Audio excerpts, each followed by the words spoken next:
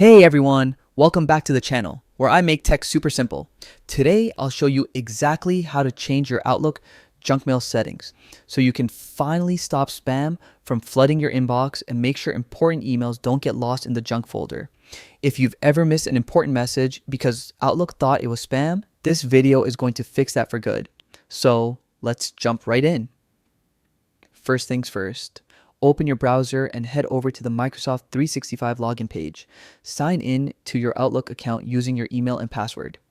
If you forgot your credentials, don't worry. Just use the password recovery options right there on the page.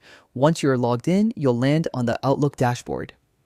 If you don't see your inbox right away, click on the mail icon. That's your central hub for managing emails. Now look toward the top right corner of your screen and click on the settings gear icon. Outlook updates its layout often, but that gear icon is always your shortcut to account preferences. Inside the settings menu, scroll down and select Mail. That's where all your email customization lives.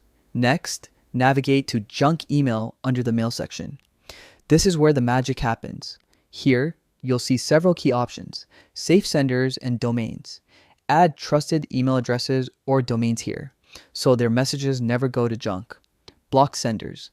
Add those annoying spam addresses you never want to see again. Filters. Adjust how strict Outlook's spam filtering should be, from standard to exclusive. You can even block international spam or specific top-level domains if needed. Once you're done customizing, don't forget to click Save. This part's important. And if you use Outlook on multiple devices, repeat these steps to keep everything synced perfectly. And that's it. You've just learned how to change your Outlook junk mail settings, keeping your inbox clean and your important emails exactly where they belong. If this video helped you out, drop a like, hit subscribe, and turn on notifications for more quick tech guides like this one. Thanks for watching, and I'll see you in the next video.